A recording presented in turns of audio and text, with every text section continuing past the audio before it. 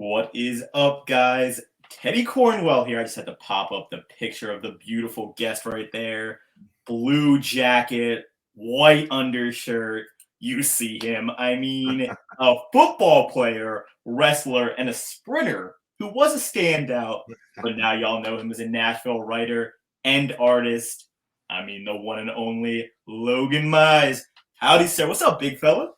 Hey, well, nothing much. Am I sorry, I'm messing with my my cans here. They're buzzing in and out. Not much, man. Just been Tuesday is my dad's day off, and so he likes to golf on Tuesdays. So we did a 9 a.m. tea time. What are you in West Coast time? So I'm in Eastern. So You're in Eastern. Yeah, so we're one hour in front of you, I think. Yeah. Yeah, so we had a tea time this morning, did a little golfing, and March in Kansas is it's like not my least favorite month. February is in Kansas, but March is like, you're trying to hit spring, but the wind blows 40 miles an hour. It's that South Kansas wind, and it just blows so hard. So today we were teeing off in 31 mile an hour wind. It was beautiful. Let me tell you. And Logan told me he won, so we'll just leave it at that. No, I'm playing. I don't know if I should expose you. You told me your dad won. I mean, hey, My dad won. No shame in the game, sir. And now, real question. This is going to be one you've probably never heard of.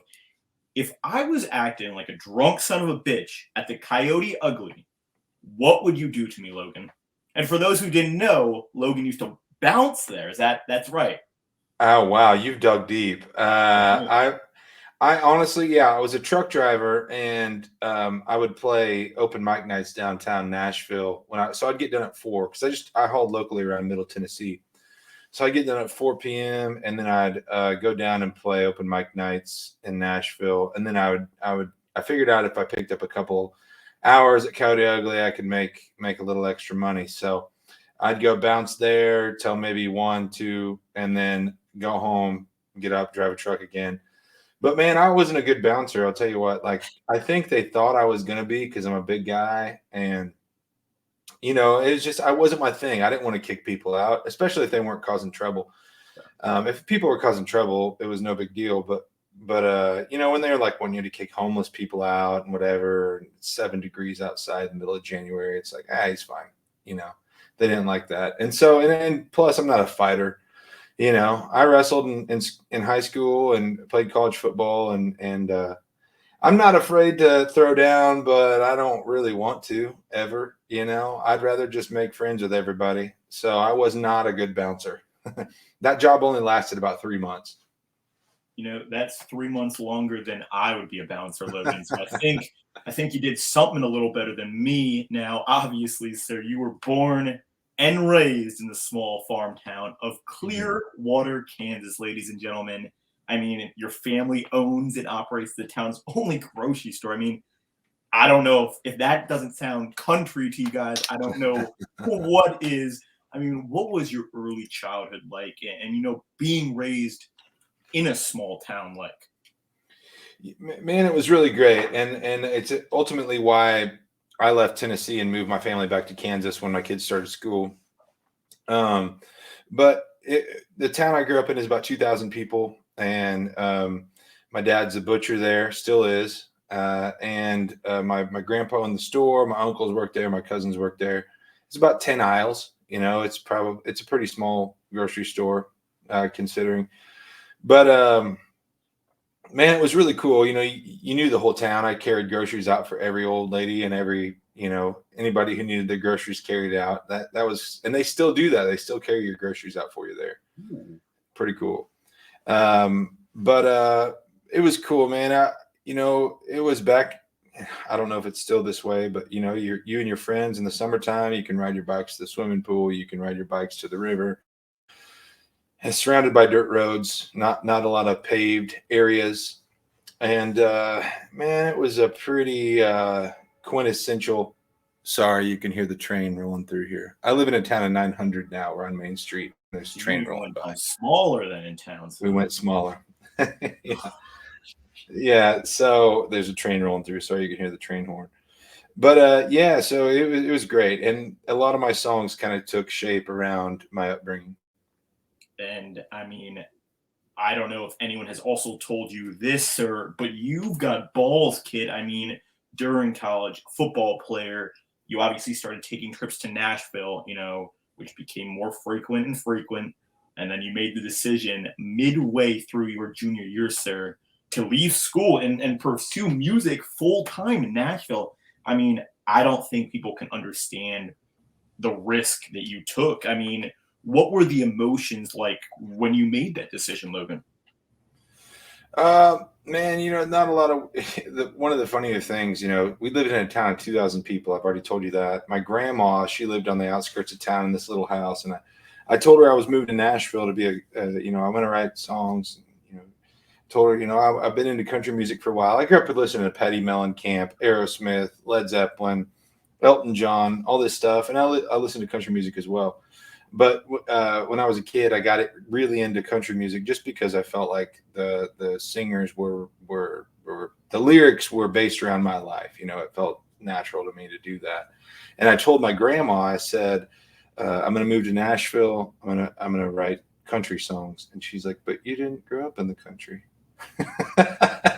Grandma, have you walked outside and looked around? And my grandma's the sweetest woman in the world. She still lives down there, and about 45 minutes south of me. And I think you just don't have the perspective until you move away to realize like this whole entire rural area that we live in is you're exposed to farming and small town businesses and stuff like that. And the big city is just this foreign place. When I moved to Nashville, I thought it was the biggest city I'd ever been to. I couldn't even. And now, once you travel the world and you see everything, you realize Nashville is a pretty small town.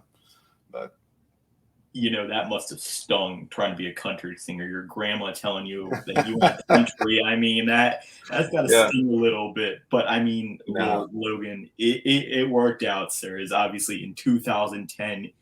Several years after taking that risk, moving to Nashville, you signed that publishing record with Big Yellow Dog, and I mean, a booking with a major agency. And after that, it just started roller coasting. But what was the emotions like of finally getting that label, making your mark in a sense after your journey from really working your ass off to get where you are now?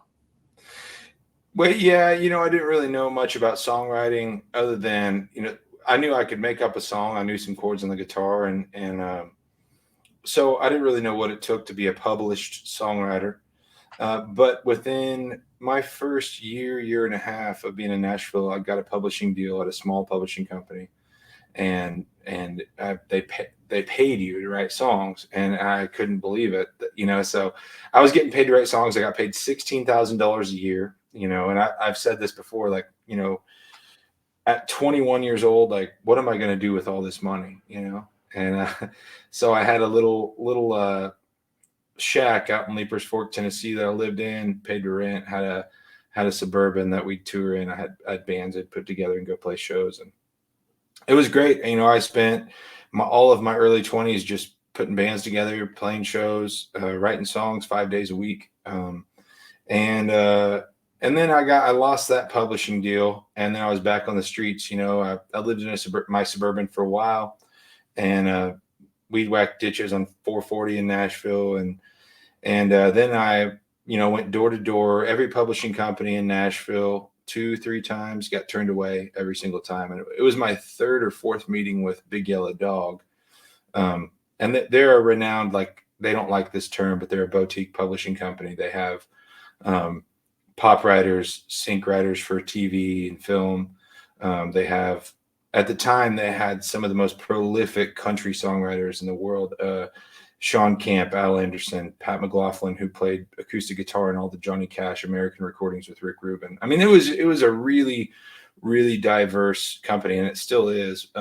They signed me when I was 24, and I've been with them ever since. So I'm coming up on 14 years, something like that, of being signed at Big Yellow Dog, and they've been my publisher, and they've been my label as well, on and off. So I've switched on to major labels, Sony for a while, and then Atlantic for a while. But ultimately Big Yellow Dog has always kind of been my label. So Shout out Big Yellow Dog. And I mean, yeah. those who didn't believe in you, sir, are, I mean, shit, they're better off gone. I mean, in Uh, 2000, you get that. In 2017, you, sir, released the Comeback Road album, which, I mean, ladies and gentlemen, it debuted in the top 20 on Billboard and iTunes, all genre. I mean, you had the hit singles Ain't Always Pretty and my favorite, Better Off Gone. Now, Logan, Better Off Gone is a banger, but it's a sad listen, man. I gotta ask, who broke your heart, sir?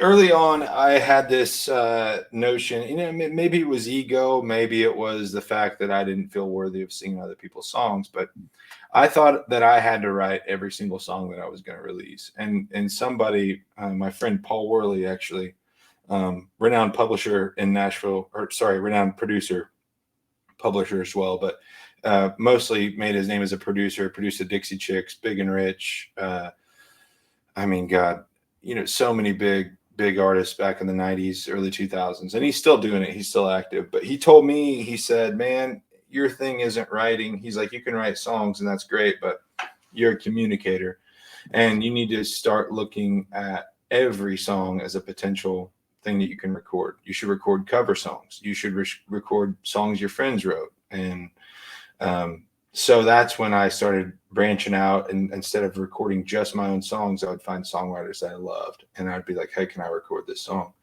And Donovan Woods wrote Better Off Gone, a Canadian songwriter from Toronto. He sent the song, and I was like, I'm going to give it a shot. And at the time, I believe Keith Urban had it on hold. He had tried it. Charles Kelly was doing a solo project out of Lady A, and he had tried to cut it, and it never quite materialized. And I was like, I got to take this song. And so I gave it a shot, and I did it for me. I did it because I love the song. And it was the one song on that album that just absolutely got legs and took off. And it really kind of established my career. And in some senses, we went from like indie Great Plains, kind of like niche,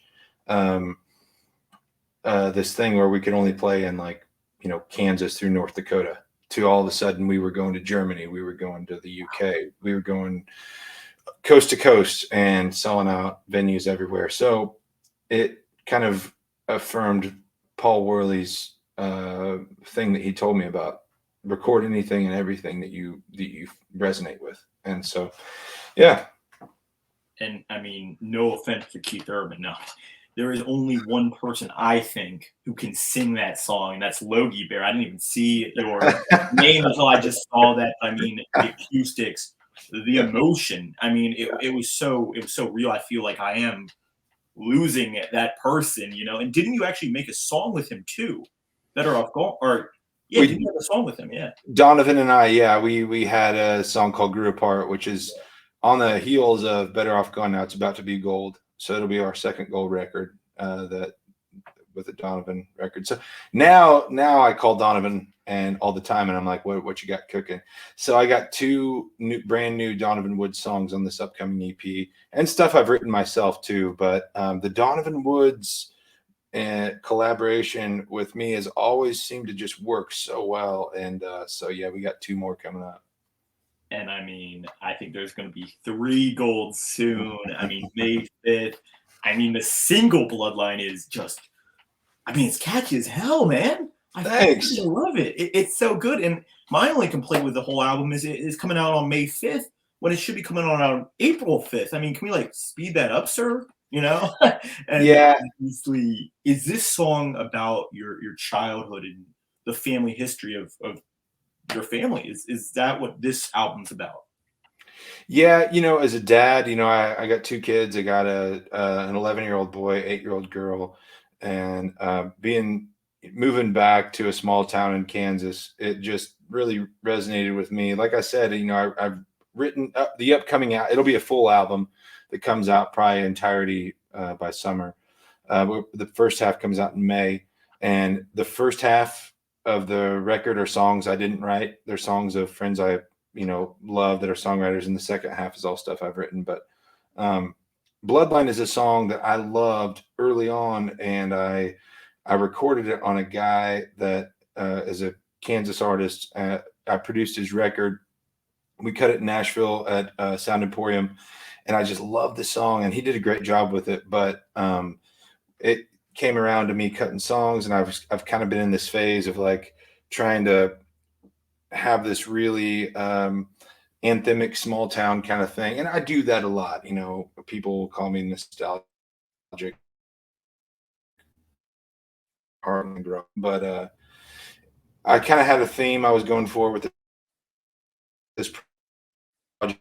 Listening to the demo, my buddy Randy wrote it, and he had sent it to me years ago for Jared, and I just like I'm gonna re-record it under my stuff, and it seemed like the perfect lead off for this project. So. And honestly, the biggest surprise is I thought there was only 5 songs in this album. I didn't realize you were coming out with a second half. I mean, that made my day. I mean, I cannot wait for it. Now, Logan, you've really kind of seen it all, becoming a rising superstar in the country industry. So after kind of all you've seen working from, a growing singer to where you are now, what is your biggest tip for someone who is looking to become a musician like you once were, sir? Well, it depends on what your goal is. I mean, my goal has not been to be a superstar. My goal has not been to go out there and be Kenny Chesney or just be somebody who obviously I would never turn down the opportunity to sell out a stadium. That would be great. But I've always just wanted to make the best record possible. Out of all the things that I love songwriting, I love performing live, but the recording process is one thing that I feel like I've really, if you had to ask me the thing I feel most confident at, it is in the studio, being the voice of a song and finding that character and developing it and making it my own. And so I love making records, and whatever the best possible outcome is for a record, I don't want any skips. I don't want there to be any song where you go, okay, and skip to the next one. I want every song to be, I'm going to listen all the way through. And so that is my ultimate dream, is that, hopefully I get to do this my whole life. And someday when we get to the end of the road, you can go back through the whole catalog and there's no skips. And that's what my ultimate goal has kind of become. So yeah, I just want to make the best record possible. And so I would say, tip wise to anybody doing it is focus first on finding your voice and figuring out the best way to relay the emotion. Sorry, this thing's beeping. I'm gonna turn it off. The listener is looking for something they can latch onto, right? And you have to be the communicator. You have to communicate what it is you're trying to say. And so for me, I would say, and different tips from everybody, right? Everybody could give a different tip. My tip first would be record the best songs. Yes. And, I don't want to kiss your ass, sir, but I put on shuffle on your music today, and I don't think there was one damn skip, even to your throwbacks. I mean, they're all just catchy, man. I love it. From Drinking Buddies just to all of them. They're all so good, man. And Thank you. I can't wait to see what you do. And final question, where do you see, the country music genre headed? It's interesting to ask. If somebody had to ask me, are you a country artist? I would say no. I don't think I'm actually, my influences are so diverse, and I'm not saying that to be like, oh, I'm so diverse and cultured. I don't mean that at all. What I mean is, roots music is there's so many good songwriters historically in this genre that we call country now. If Tom Petty put out Full Moon Fever right now, it'd be country.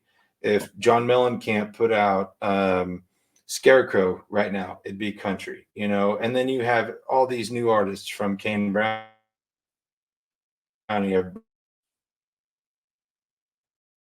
have all these, and then Flatland Cavalry and Coetzel, and you have so many different influences that are just under the label of country. Yeah.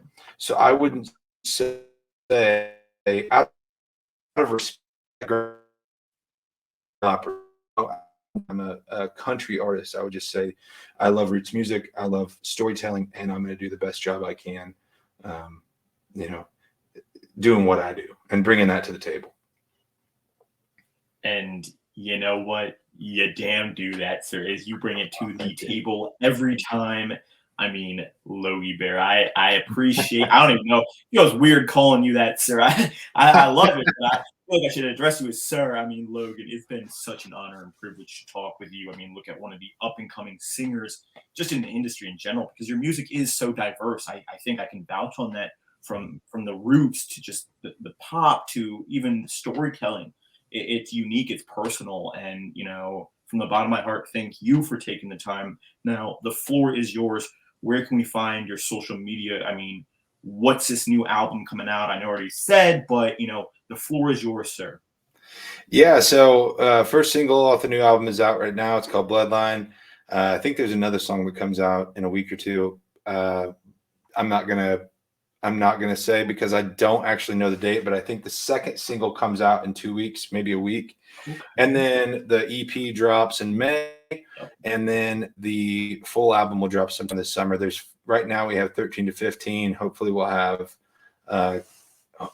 closer to 18 by the time the thing drops in the summer. So yeah, a lot of people just like to drop the entire thing right away. I've kind of found I did that once before. I kind of found out you lose some listeners that don't want to dive deep into the catalog.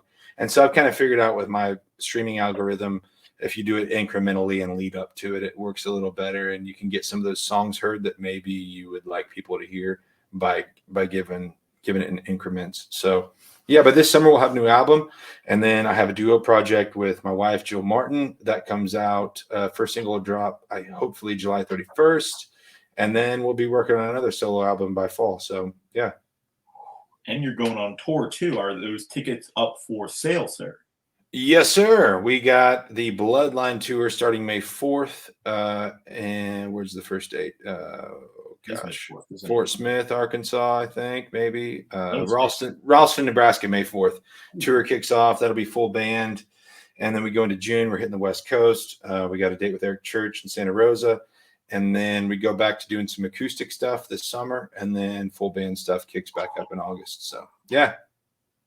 I mean, you guys do not want to miss it. I mean, I will have all those tours in the YouTube bio. And I mean, first person to buy a ticket to one of these tours, send me a DM. I will send you a signed Logie Bear CD. I mean, let's make it happen, guys. I mean, I personally will be going to one of these. I mean, I got to stop just saying it, but the roots, man, and the Bloodline, baby. Let's go. Hey, Logan, from the bottom of my heart, sir, thank you for taking your time to come on the podcast. It truly means a lot to me. But hey, Bloodline, the single is out right now. I mean, whether you're going to the gym, whether you're driving, I mean, I think Logan said it is diverse. Rock it, roll it, play that ish. Let's get it. Hey, until next time, guys, Underdog out.